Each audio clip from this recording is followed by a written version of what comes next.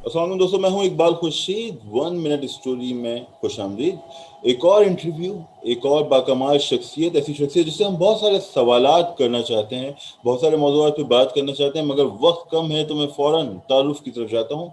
Doctor Tahira Kazmi हमारे साथ हैं, तिब के शोबे से वाबस्ता हैं, कलमकार हैं।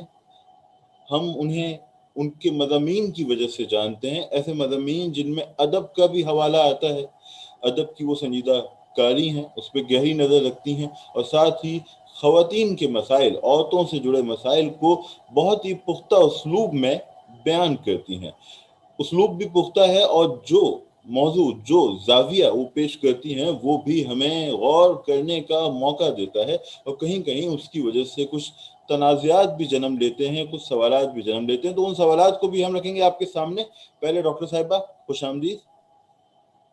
थैंक यू वेरी मच, बहुत शुक्रिया मुझे इनवाइट करने का, और ईद मुबारक सब ईद अहले मुबारक। पाकिस्तान को। तमाम दोस्तों को ईद मुबारक। और इंटरनेट कनेक्शन थोड़ा हिला हुआ है तो भैया तैयार रहना, अगर कुछ गड़बड़ हो जाए तो फौरन हम डॉक्टर साहिबा के पास चलते हैं। अच्छा डॉक्टर साहिबा, बहुत सारे सवालात हैं मेरे जहन में, लेकिन मैं जी आपसे बात जी करूंगा। जरूर। आपका शुबा है तिब, आप डॉक्टर हैं और आपने खवातीन के मसाइल पे बहुत ज़्यादा लिखा, तो ऐसा लगता है जी, कि फौरन लोग कह देते हैं कि भाई ये फेमिनिस्ट हैं।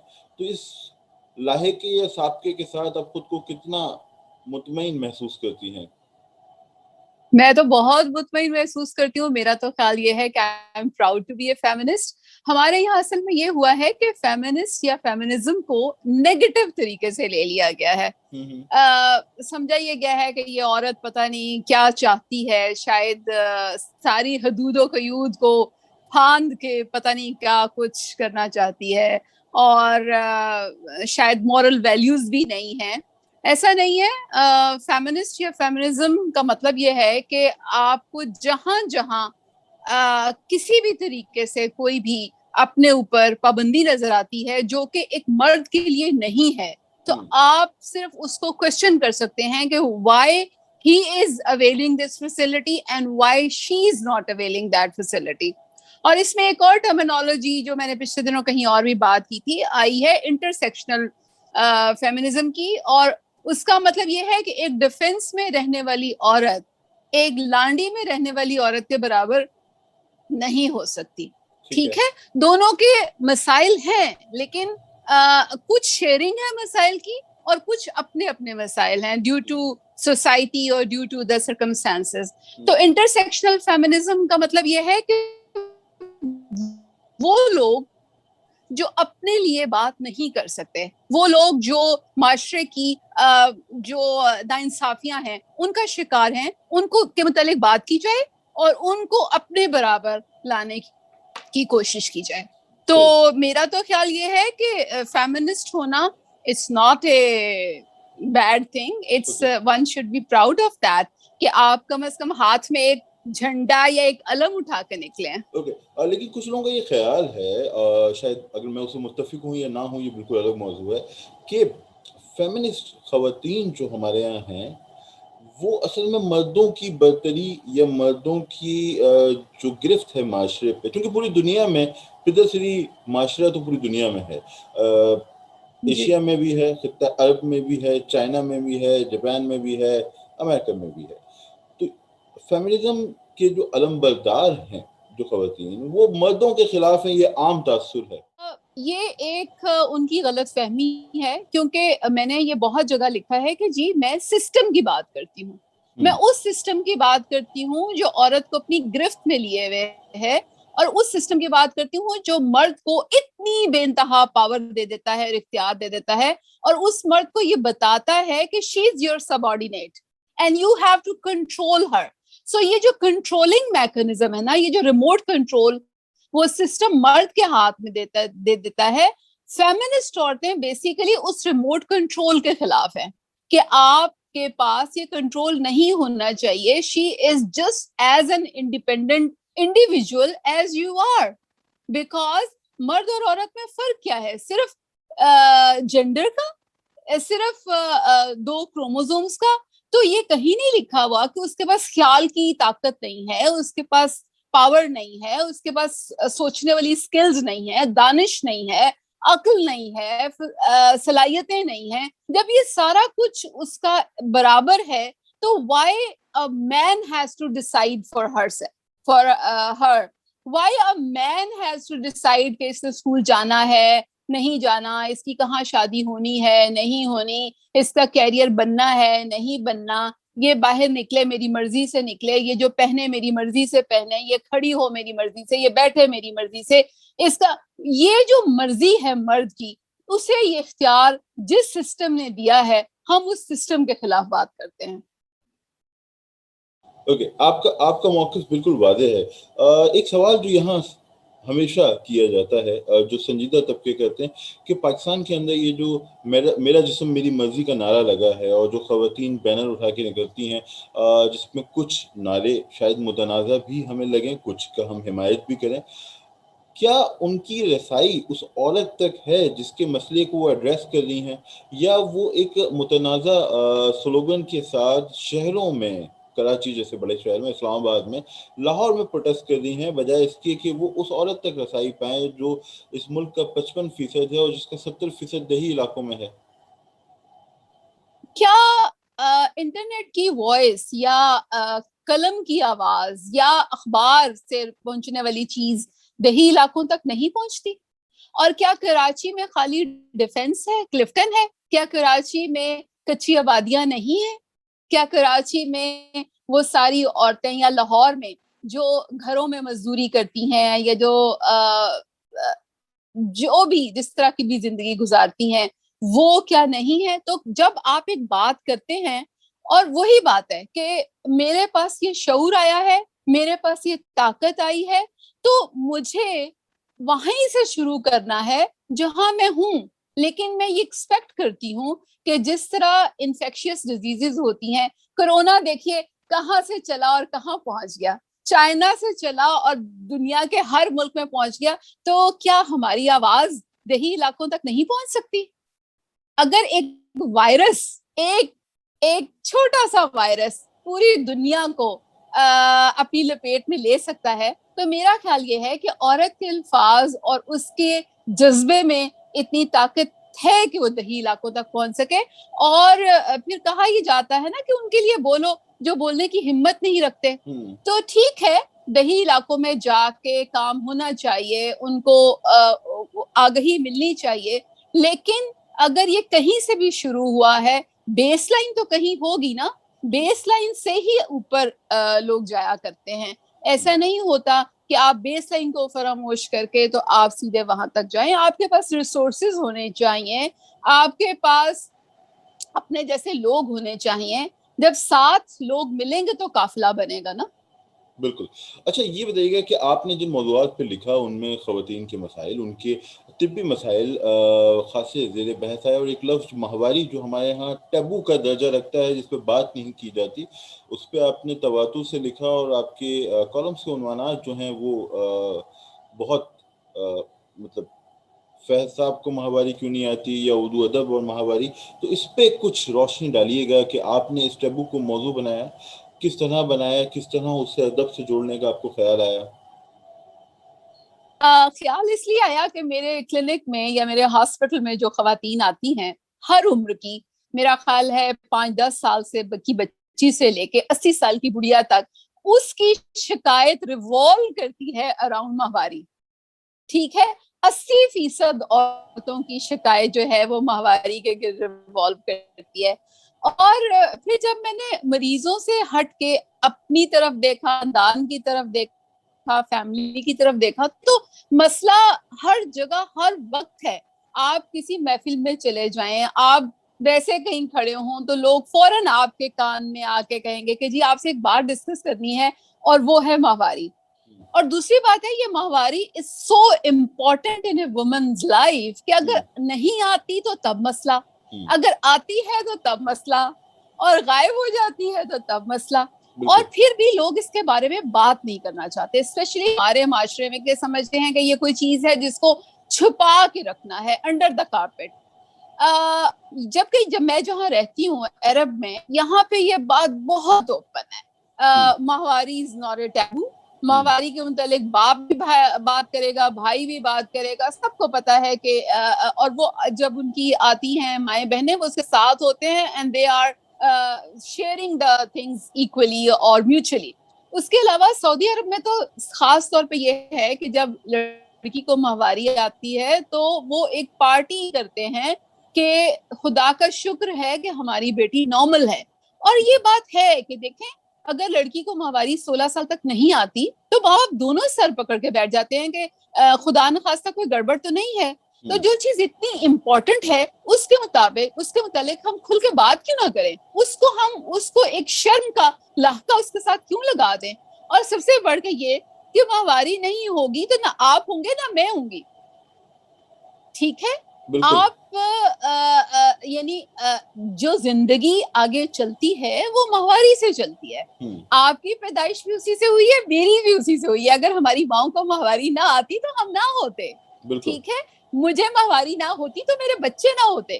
تو اتنی امپورٹنٹ چیز جس پہ زندگی بیس کرتی ہے اس کے متعلق ہم آنکھیں, ناک, کان, گلا سب کچھ بند کر کے بیٹھے ہوئے ہیں کہ جی اس پہ بات نہیں ہوگی.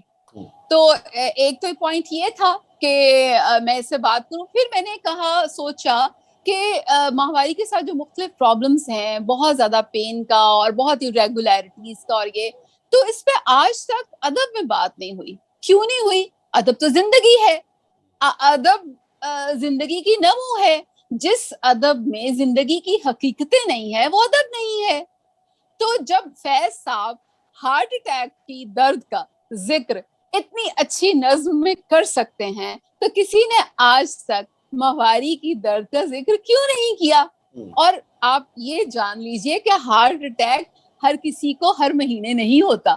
Heart attack is a thing کہ جو زندگی میں ایک آدھ دفعہ ہوئے تو یا مار دیتی ہے یا آپ کو زندگی سے کہ بہت کچھ چینج کرنے پہ مجبور کر دیتی ہے. اور ماہواری جو ہر مہینے ہوتی ہے اور ہر مہینے عورت اس سے تڑپتی ہے, اس کی درد کا کوئی اندازہ ہی نہیں ہوتا اور اس کی درد کا کوئی محسوس بھی نہیں کرتا اور اس کو یعنی اس کو کوئی سپورٹ بھی نہیں کرتا. تو اس لیے چونکہ میں ادب سے میرا گہرا تعلق ہے اور مختلف چیزیں پڑھ کے مختلف سوال میرے ذہن میں ابھرتے ہیں تو میں نے کہا چلیں بھائی, حالانکہ لوگ اس پہ مجھ سے بہت ناراض ہوئے کہ یہ کیا بات ہوئی, فیض کا نام ماہواری کے ساتھ کیوں لے دیا. میں نے کہا ارے میں نے تو فیض کی نظم کو خراج تحسین پیش کیا ہے کہ اتنی اچھی نظم ہارٹ اٹیک میں لکھی گئی تو کاش ہم ماہواری بھی اتنی اچھی نظم لکھ سکتے. اچھا یہ بتائیے ڈاکٹر صاحبہ کہ چلیں اگر فیض نے نہیں لکھا یا بیدی نے نہیں لکھا تو ہمارے ہاں تو بڑی دلچسپ بات ہے کہ ہمارے یہاں جو خواتین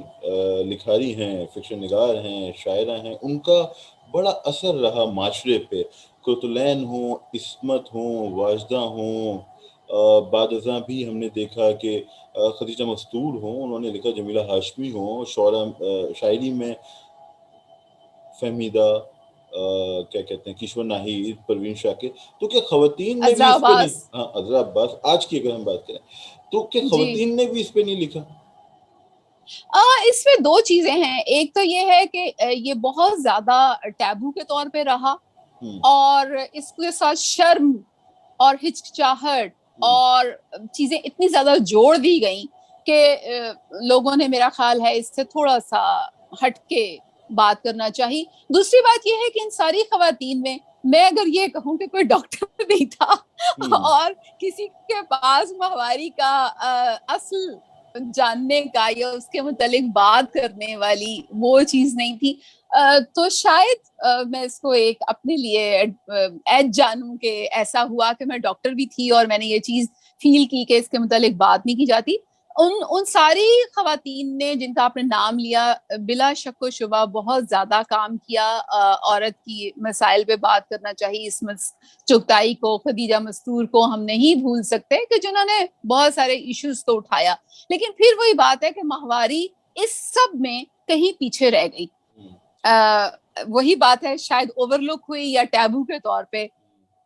اچھا جو آپ نے نقطہ اٹھایا اس میں تو جی جو آپ نے نقطہ اٹھایا کہ ڈاکٹر نہ ہونے کی وجہ سے شاید انہوں نے نہ اٹھایا ہو یہ موضوع, تو یہ رعایت تو مردوں کو بھی دی جا سکتی ہے, جیسے فیض صاحب بھی ڈاکٹر نہیں تھے. ہاں ہاں نہیں تھے یقیناً اس بات پہ، لیکن یہ ہے کہ یہ تو سب کو پتا ہے نا کہ خواتین اپنی پرابلم سے الجھتی ہیں، تو فیض صاحب پروگریسو بھی تو تھے نا. تو میرا یہ سوال تھا کہ ایک پروگریسو شاعر جو کہ معاشرے کے کچلے ہوئے طبقوں کی بھی بات کر رہا ہے اور معاشرے کی ناانصافیوں کے خلاف بھی بات کر رہا ہے اور غریبوں کی بھی بات کر رہا ہے، تو اس سب میں عورت کہاں ہے؟ کیا عورت کو آپ فیل نہیں کرتے کہ اس کے ساتھ ناانصافی ہوتی ہے یا وہ ایک ایسے مقام پہ رہتی ہے جو اس کے ساتھ بہت سارا غلط ہو جاتا ہے، چاہے وہ کسی بھی طبقے کی عورت ہو؟ اچھا، یہ سوال کیا پروگریسو خواتین رائٹر سے نہیں بنتا زیادہ؟ کیونکہ فیض صاحب کو خود تو کبھی سائیکل آیا نہیں ہوگا، انہیں اس درد کا پتہ نہیں ہوگا، تو جنہیں پتا ان تھا کی بیگم کو تو آیا ہوگا نا، ان کی بیگم کو تو آیا ہوگا، ایلس کو تو آیا ہوگا، بیٹیوں کو تو آیا ہوگا. یہی تو یہ سوال کہ ایلس سے یا قرۃ سے یا عصمت سے نہیں کیا آپ نے اپنے کسی کالم میں؟ جیسے اگر آپ نے کوئی کالم میں لکھا کہ قرۃ کو ماہواری نہیں آئی، اس لیے کہ قرۃ العین نے ہارٹ اٹیک پہ نہیں لکھا اس لیے کہ قرۃ العین نے کسی بھی درد پہ نہیں لکھا. میرا سوال یہ تھا کہ ایک شاعر اتنی خوبصورت نظم اگر ہارٹ اٹیک میں لکھ سکتا ہے تو ماہواری پہ کیوں نہیں ہو سکتی؟ اور دوسرا آپ نے کہا کہ ان کو خود نہیں آتی. شاعر صرف وہ تو نہیں لکھتا جو اس کو خود کو فیل ہوتا ہے. کیا فیض صاحب نے جن لوگوں کے متعلق لکھا، غریبوں کے متعلق، کیا ان کا تعلق اسی طبقے سے تھا؟ لیکن ڈاکٹر صاحبہ میرا سوال تھا کہ فیض کا یہ تعلق اس طبقے سے تو نہیں تھا. کلی طور پہ خواتین رائٹرز پہ بھی تو لاگو ہوتا ہے، تو آپ کا ہم کیا اس طرح کا کالم توقع رکھ سکتے ہیں حکومت سے متعلق؟ نہیں ہو سکتا ہے. ابھی میں نے حال ہی میں ایک کالم لکھا ہے، عذرا عباس کی نظم پہ لکھا ہے، جب بیزاری آتی ہے، اور وہ میں نے نظم پڑھی تو مجھے بہت مزہ آیا، اور اس میں جتنی فیلنگز کا اظہار تھا کہ میرا دل چاہتا ہے کہ میں لوگوں پہ تھوک دوں اور یہ کر دوں، تو میں نے اس کو ماہواری کے ایک ایسپیکٹ سے جوڑ دیا، اور میں نے کہا کہ ہو سکتا ہے کہ یہ وہ جن لمحوں کی بات کر رہی ہوں اس میں عورت اسی ایموشنل کرائسس میں ہو اور اس سے الجھ رہی ہو، لیکن اس کو انٹرپریٹ میں کر سکتی ہوں. تو میں نے جب بیزاری آتی ہے کو جب ماہواری آتی ہے سے جوڑ دیا. دیکھیں یہی تو مزے کی بات ہے کہ میں ادب کو ہیلتھ کے ساتھ جوڑ سکتی ہوں، اور that is like اسی وجہ سے آپ کے کالمز کو بہت پذیرائی ملی اور لوگوں نے انہیں پڑھا. اور عذرا عباس صاحبہ کا ذکر آیا تو ہم کراچی میں ان کے علم سے، ان کی گفتگو سے بھی استفادہ کرتے رہتے ہیں. ان کی شاعری بھی پڑھی، ان کا ناول بھی پڑھا، ان کے افسانے بھی پڑھے. اور وہ دوست جو اگر عذرا عباس کو نہیں پڑھا ضرور پڑھیں، انور سنگھ صاحب کو پڑھیں، عذرا عباس کو پڑھیں، دونوں کی الگ دنیایں ہیں. اور ہم ڈاکٹر صاحبہ کی طرف واپس چلتے ہیں. ڈاکٹر صاحبہ ابھی ایک جوڑے کا ذکر ہم نے کیا، تو ایک اور جوڑے پہ ہم بات کریں گے جس سے متعلق آپ نے کالم لکھا تھا جو بہت ہی زیر بحث آیا اور لوگ اس پہ بہت ناراض ہوئے. میں اشفاق احمد اور بانو قدسیہ کی بات کر رہا ہوں. اچھا، پہلے تو آپ یہ بتائیں کہ بانو قدسیہ کا جو آپ نے ان پہ تنقید کی اور آپ نے دکھایا کہ اشفاق صاحب انہیں کمتر جانتے تھے، تو یہ مسئلہ کیا ہے کہ مطلب کیا بانو نے خود اس چیز کو ایکسیپٹ کیا ہوا تھا کہ میں کمتر ہوں؟ اشفاق صاحب بابا جی دیکھیں، سب سے پہلی بات تو یہ کہ لوگوں نے اس سے مجھے بہت زیادہ مطلب میرے پہ تنقید کی اور کہا کہ شاید میں ان کی ذاتی زندگی کو زیر بحث لا رہی ہوں، اور شاید میں لوگوں کو ہنستے بستے دیکھنا نہیں چاہتی. اور لاہور کے ایک صحافی نے تو یعنی ایک مطلب مجھے پیٹ کے کیڑوں سے تشبیہ دے دی، وہ لفظ جو میں بولنا نہیں چاہتی. اور لوگوں نے یہ بھی کہا کہ شاید میں ان کے کندھوں پہ سوار ہو کے کوئی مقام حاصل کرنے کی کوشش میں ہوں. میں یہ سب پڑھتی رہی اور میں بہت ہنسی، اور مجھے یہ لگا کہ ہمارے معاشرے میں جو پچھلے 30-40 برس میں پیر پرستی زیادہ ہوئی ہے، یا اس سے پہلے بھی تھی، ادب میں بھی پیر پرستی شروع ہو گئی ہے. دیکھیں، میرا کہنا یہ ہے کہ جو لکھا ہوا حرف ہوتا ہے وہ ہمیشہ کے لیے ہوتا ہے، وہ کسی کے مر جانے سے وہ ختم نہیں ہوا کرتا. دوسری بات یہ ہے کہ دانشور یا ادیب وہ صرف اپنے لیے تو لکھتا ہی ہے، لیکن وہ معاشرے کے مختلف لوگوں کو ایک راہ متعین کرنے کی بھی وہ دیتا ہے، مطلب لوگ اس کو دیکھ کے کچھ نہ کچھ اپنا کانسیپٹ بناتے ہیں۔ تو جب آپ کچھ لکھ دیتے ہیں اور جب آپ پبلک کر دیتے ہیں تو پبلک کیا ہوا ورڈ جو ہے اب وہ پبلک کی پراپرٹی ہے۔ اب جب لوگ اس سے دیکھ کے کچھ کانسیپٹ بنا سکتے ہیں تو لوگ اس پہ تنقید بھی کر سکتے ہیں۔ تو آپ نے جو کہا بانو قدسیہ نے اپنی کتاب میں لکھا کہ مجھے اپنی خود مختاری کو خدا حافظ کہہ کے ہی اشفاق صاحب کے گھر میں جگہ مل سکتی تھی۔ یہ پیج نمبر ہے، یہ پیج نمبر کوٹڈ ہے۔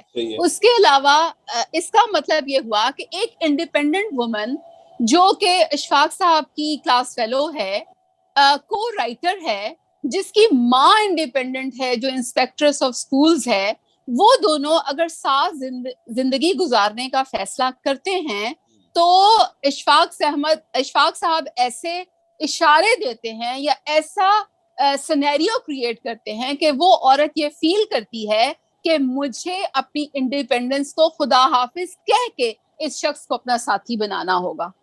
میری جو رائے ہے وہ ہمیشہ تابع رہے گی اس شخص کے جسے میں نے لائف پارٹنر چننا ہے۔ تو میں نے اس کانسیپٹ کو چیلنج کیا ہے کہ ایک ادیب اور دانشور جب ایک عورت کے لیے یہ کہہ دیتا ہے یا اس کے لیے ایک راہ بنا دیتا ہے تو عام معاشرے کا چلن پھر کیسا ہوگا؟ پھر ظاہر ہے سب اسی پہ چلیں گے۔ صحیح، اوکے۔ اس میں ایک بات دوستوں سے بھی میں کرنا چاہتا ہوں کہ یہ موقف ہے کہ ہم ادیبوں کی نجی زندگی کو ڈسکس نہ کریں، جس سے ہم متفق ہو سکتے ہیں، لیکن جب ادیب خود اپنی نجی زندگی کے بارے میں کتابوں میں اظہار خیال کرتے ہیں اور وہ اوپینین لیڈر ہیں، اور جب وہ اپنا اوپینین دیتے ہیں ادب سے ہٹ کے، نظم سے ہٹ کے، افسانے سے ہٹ کے، تو پھر ایک طرح سے وہ خود اس سرکل میں آ جاتے ہیں جہاں ان پہ بات ہو۔ یہ فرمائیے گا کہ آپ سمجھتے ہیں اشفاق اور بانو کے معاملے میں جو منظر کشی آپ نے کی، اگر ہم اسی کو صحیح جانیں تو اس کا قصوروار کون ہے؟ اس کا قصوروار صرف اشفاق احمد ہیں یا کہیں بانو قدسیہ بھی اس کی قصوروار ہیں؟ دونوں ہیں، اس لیے کہ اشفاق صاحب نے پیٹریارکی سوسائٹی کی جو وہ ہے کانسیپٹ ہے اس کو آگے کیا اور بانو قدسیہ نے اسے ایکسیپٹ کیا۔ دیکھیں آپ کسی بھی ہرڈ امیونٹی، ابھی آپ نے کرونا کے سلسلے میں سنی ہوگی، لیکن ہرڈ میں رہ کے زندگی گزارنا آسان ہوتا ہے۔ آپ کا کیا خیال ہے کہ اگر میں یہ سارا کچھ نہ لکھوں اور یہ پورے پاکستانی معاشرہ انکلوڈنگ انٹلیکچوئلز مجھے تنقید کریں اور میرے پہ جوتے میں جو جوتے ان کی طرف سے وصول کرتی ہوں، وہ سہنا آسان ہے یا زبان بند کر کے رہنا آسان ہے؟ زبان بند کر کے رہنا آسان ہے، that is an easy path, لیکن اپنی بات کہنا اور اس بات کے اس میں دلائل پیش کرنا، that is a difficult thing. لیکن مجھے تھوڑا سا شکوہ ہے کہ دیکھیں سوال جو ہے وہ کسی بھی فکر کو یا کسی بھی چیز کو اس کو انہینس کرتا ہے۔ آپ سوال کرنے والے کو اس طرح سنب نہیں کر سکتے۔ اگر آپ کے پاس دلائل ہیں تو دلائل دیجئے، اگر دلائل نہیں ہیں تو آپ اس بات پہ غور کیجئے کہ کہنے والا یہ کیوں کہہ رہا ہے۔ اور جو لوگوں نے بار بار کہا ہے کہ جی ہم ان کی ذاتی زندگی سے واقف تھے، وہ یہ تھے، وہ تھے، دیکھیں میں ان کے بیڈ روم میں نہیں گھسی، میں ان کے گھر میں نہیں گھسی، میں نے وہ لکھا ہے جو انہوں نے خود پبلک کیا ہے۔ اور اس پبلک کرنے میں اگر وہ یہ بار بار لکھتے ہیں کہ عورت کو، جو ڈرامہ بھی تھا اشفاق احمد کا ماما سیمی کہ، اور اس کے ذریعے پیغام دیا گیا کہ جی عورت کو ایسا ہونا چاہیے، جب بچہ ہو جائے تو 7 سال تک وہ گھر کا گیٹ نہ دیکھے، اور وہ جب گھر سے نکل جاتی ہے تو بچہ جو ہے وہ ہیروا محسوس کرتا ہے، اور یہ ساری باتیں جی۔ تو اس میں ایک میسج جاتا ہے سوسائٹی کو، میسج یہ جاتا ہے کہ عورت کا کام صرف بچے پیدا کرنا اور گھر دیکھنا ہے، اور اگر عورت اس کے ساتھ اپنی صلاحیتیں استعمال کرنا چاہتی ہے تو اس صورت میں اس کا گھر تباہ ہو جائے گا، اس کے بچے نگلیکٹ ہو جائیں گے، اور اس کا یہ سارا کچھ ہو جائے گا. تو یہ انہوں نے اسے بڑی سینسٹیوٹی کے ساتھ بچوں اور گھر کے ساتھ جوڑ دیا. تو اور بانو قدسیہ نے اسے جوڑنے دیا. ٹھیک ہے وہ ان کے شوہر تھے, لیکن اس کے ساتھ ساتھ وہ خود بھی تو رائٹر تھی, وہ خود بھی تو دانشور تھی. آپ کا شوہر اگر رائٹر ہے تو کیا ضروری ہے کہ آپ شوہر کی لائن پہ اس کے پیچھے پیچھے چلیں؟ ادب یہ تو نہیں کہتا. ادب اور دانشوری کا تقاضا تو یہ ہے کہ آپ وہ کہیں جو آپ پہ سے ایکسپیکٹ کیا جاتا ہے, آپ کی دانشوری سے ایکسپیکٹ کیا جاتا ہے. اوکے دوستو, چونکہ یہ انٹرویو اپنے اختتام کی جانب جا رہا ہے تو میں آپ سے یہ بات شیئر کروں گا. ڈاکٹر صاحبہ کا کالم میں کوشش کروں گا ڈسکرپشن میں پوسٹ کر دوں, اور آپ دوست بھی اس پہ رائے دے سکتے ہیں. اس پہ ہم کوئی اور سیشن بھی رکھ سکتے ہیں. مگر یہ نقطہ ہمیشہ یاد رکھیں کہ ادیب اگر اپنی ذاتی زندگی کو خود موضوع کرتا ہے, جو کہ قدرت اللہ شہاب کے زیر اثر جتنے بھی ہمارے قلمکار تھے جو ہمیں پسند بھی ہیں یا جن سے ہم ناراض بھی ہو سکتے ہیں, ان سب نے اپنی ذاتی زندگی کو موضوع کیا. مفتی صاحب ہوں, اشفاق ہوں, شہاب ہوں یا بانو ہوں. ایک سوال میں آپ سے ڈاکٹر صاحبہ کروں گا. چلے یہ تو آپ نے بانو کی جو زندگی ہے جس کو انہوں نے خود ہی لکھا, لیکن بانو کا ادب آپ کو کیسا لگتا ہے؟ دیکھیں, جہاں جہاں وہ یہ پٹی پڑھانے کی کوشش کرتی ہیں کہ عورت کو اپنا آپ سرنڈر کر دینا چاہیے, راہ رواں پڑھ لیجئے. میں نے صفحے کوٹ کیے ہیں, عورت کو اپنا آپ سرنڈر کرنا پڑتا ہے تبھی گھر بنتا ہے, عورت کو اپنی فری ول چھوڑنی پڑتی ہے تبھی جو رشتہ ہے وہ محمود و ایاز کا بن جاتا ہے. یعنی وہ مرد و عورت کے رشتے کو محمود و ایاز کے رشتے سے جوڑتی ہیں. تو I disagree with that. میں کیوں غلام ہوں بھائی؟ ایک عورت کیوں غلام ہے؟ کیا یعنی ایک عورت ہونے کے ناطے یہ میرا نصیب ہے کہ میں ایک اپنے جیسے کی غلامی کروں؟ بے شک, اور اس میں بے شک میرے پاس اس سے دماغ زیادہ ہو, میرے پاس صلاحیتیں زیادہ ہوں, میرے پاس ہر چیز کی پاور زیادہ ہو, اس کے باوجود مجھے اس کی غلامی کرنی ہے جس کے پاس صرف اور صرف جینڈر ہونے کی ناطے سے وہ تھوڑا سا ڈفرنٹ ہے. تو آئی ڈس ایگری ود بانو. اور جو راجا گت میں انہوں نے جو دکھانے کی کوشش, اور معاف کیجیے گا میں آپ کو بتاتی چلوں کہ جب میں بہت ینگ تھی تو میں راجا گت میں نے پڑھا اور مجھے بڑا پسند آیا. ٹھیک ہے, یہ ہوتا ہے ایک نئے ذہن کا جو ہے اثر قبول کرنا, اور میں نے بڑے عرصے تک میں اس کے اثر میں رہی. لیکن here comes the critical thinking کہ میں پڑھتی گئی اور آگے سے جب critical thinking آنا شروع ہوئی تو میں نے سوچا کہ یہ کیا, یہ جو حرام حلال کا فلسفہ ہے وہ کیسے جوڑ دیا گیا, اور اس میں جو سکھائی گئی وہ سارا کچھ اس پہ افیکٹ کیوں آیا. تو اس میں بے تحاشا سوالات ہیں جو پیدا ہوئے, اور ہو سکتا ہے میں کسی وقت اس پہ بھی لکھوں اور لوگوں کو پھر بہت اعتراض ہو کہ میں نے ایک اتنے بڑے شاہکار پہ قلم اٹھا دیا. دیکھیے, شاہکار ٹھیک ہے, ان کے بنت سے, ان کے کریکٹرائزیشن سے, ان کی کرافٹنگ سے کسی کو انکار نہیں ہے. مجھے آبجیکشن ہے کانسیپٹ پہ. ٹھیک ہے, میں اس کی وہ جو کچھ بنایا گیا ہے, جو کچھ لکھا گیا ہے, اس کی جو فزیکل ایلیمنٹس ہیں اس سے میں انکار نہیں کرتی, لیکن جو اس پہ مجھے مورل میسج جو ہے اس کا جو وہ پیغام دیتا ہے, ٹھیک ہے, مجھے اس پیغام پہ اعتراض ہے. ابھی دیکھیے میں نے آپ سے ابھی میرا خیال شیئر بھی کیا ہے کہ یہ راہ رواں کا یہ ایک لیٹر ہے, میں اس سے بات کرنا چاہوں گی کیونکہ اس سے پہلے کہ میں پوسٹ کروں اور لوگ جو ہیں وہ پھر بے قابو ہو جائیں, تو میں یہ کہوں کہ یہ لیٹر میں نے نہیں لکھا, یہ لیٹر اشفاق صاحب نے بانو قدسیہ کی اماں کو لکھا, جس میں وہ شاید انہوں نے کوئی ناراضگی کا اظہار کیا, تو انہوں نے اس سے انہیں معافی مانگتے ہوئے اپنی سمدن یا اپنی سمدن تو نہیں ہوگا, اپنی ساس سے کہا کہ اللہ کرے کہ میری ایک بیٹی ہو, یعنی اگر میں جھوٹ بول رہا ہوں تو اس کی سزا مجھے یہ ملے کہ میری ایک بیٹی ہو جس کی بیچ چوراہے میں اوڑھنی اتر جائے اور بیچ چوراہے میں اس کی عزت نیلام ہو, اور یہ سب کچھ میں اپنی آنکھ سے دیکھوں. یہ اشفاق صاحب لکھ رہے ہیں, اپنے آپ کو جسٹیفائی کرنے کے لیے ایک عورت کو استعمال کر رہے ہیں, اور عورت بھی کون سی, ہونے والی بیٹی. تو آپ صرف خیال دیکھیے, خیال کی اڑان دیکھیے کہ یہ کیوں نہیں کہا کہ مجھے کچھ ہو جائے, مجھے یا میرا بیٹا ہو تو بیٹے کے ساتھ بیٹا ابیوز ہو جائے, بیٹے کی عزت لوٹی جائے. بیٹے کا نام کیوں نہیں لیا, اپنا نام کیوں نہیں لیا, اپنے آپ کو اس ساری اپنے قسم سے یہ جسٹیفائی کرنے کے لیے عورت کا نام.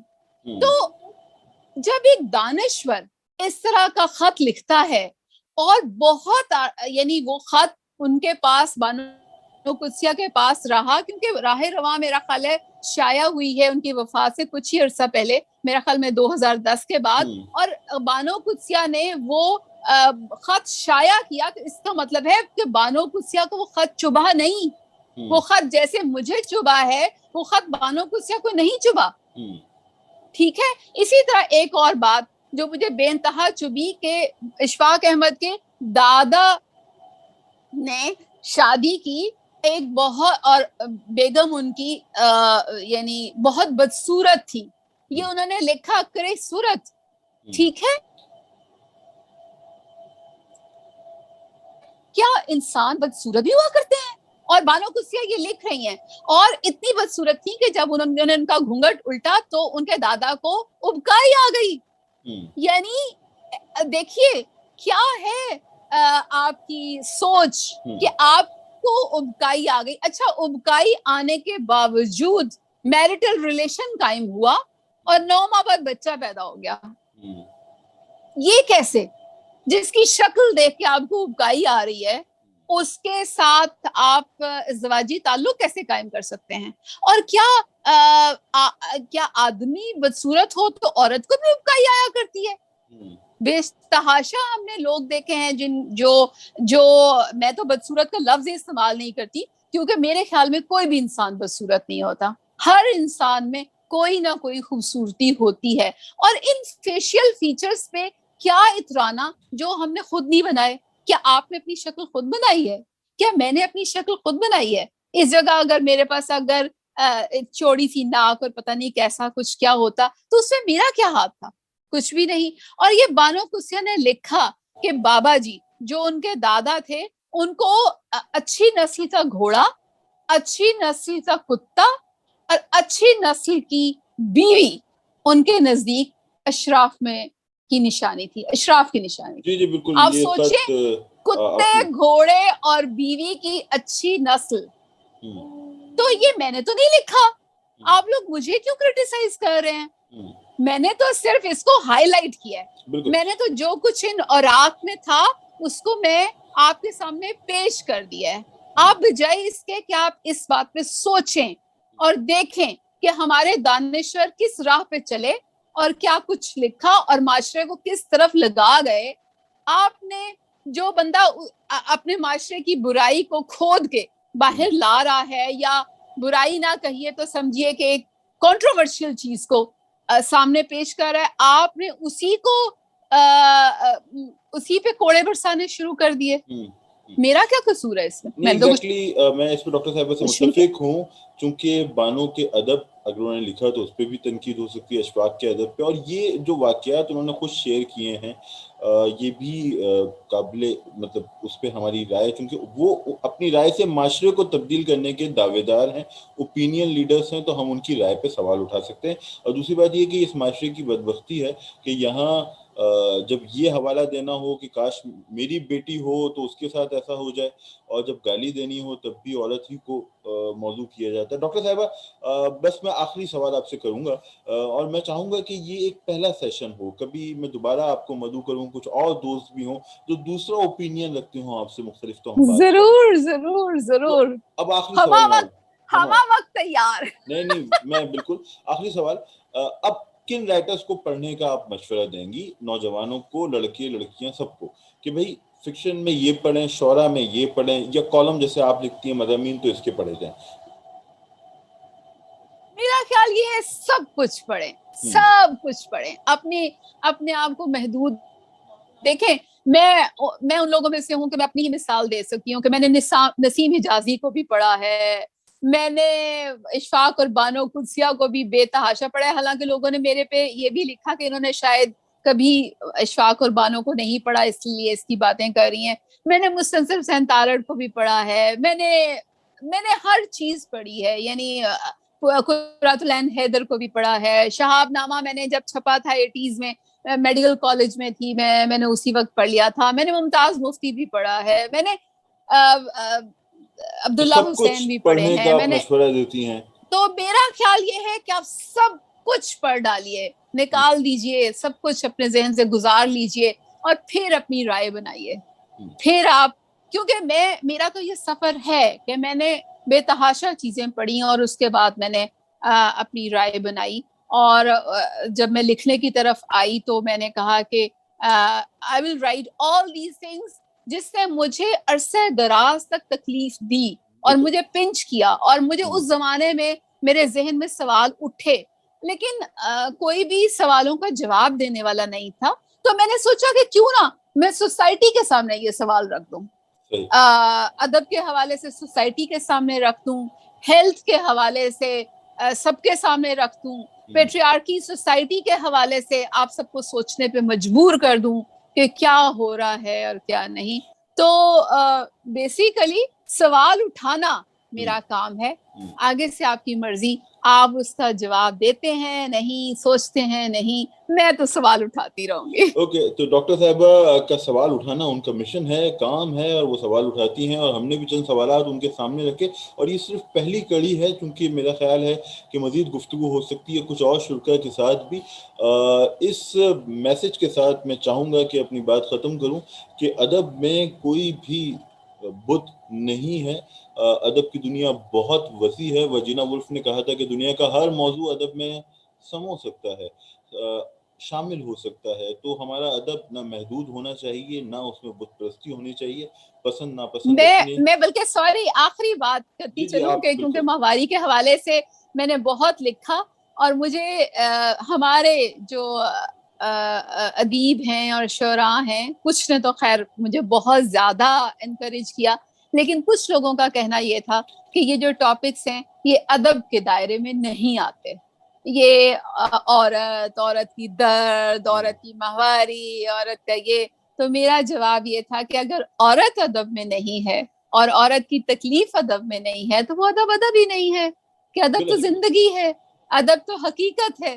ठीक है, अदब खाली चांद रात और महबूब और घटा जैसी जुल्फें और ये ठीक है, this is also part, but the other thing is also we can not deny और वी कैन नॉट इग्नोर. ठीक है, तो मेरा ख्याल ये है कि हर वो चीज जो आपको तकलीफ देती है और हर वो चीज जो आपको महसूस होती है और हर वो चीज जो सवाल उठाने पे मजबूर करती है वो अदब है. वो अदब है. डॉक्टर साहिबा बहुत शुक्रिया, आप हमारे साथ थी. दोस्तों ये थी आज की वीडियो, आज का प्रोग्राम. फिर होगी जल्द मुलाकात एक और सेशन में एक और शख्सियत के साथ. डॉक्टर साहिबा बहुत शुक्रिया आपका. बहुत शुक्रिया आपका मुझे बुलाने का और ये प्लेटफॉर्म मुहैया करने का कि मैं अपना पॉइंट ऑफ व्यू आपको दे सकूं. नहीं, बहुत खुशी हुई. बहुत अरसे से मेरी ख्वाहिश थी कि ये सिलसिला हो और फिर मौजू बना. तो दोस्तों ये था आज का प्रोग्राम. चैनल जरूर सब्सक्राइब करें, अपना फीडबैक दें और अगर ये वीडियो आप तक पहुंचती है तो अपनी राय दें और उसे औरों तक भी पहुंचाएं. एक बार खुशी को दीजिए इजाजत. खुदा हाफिज.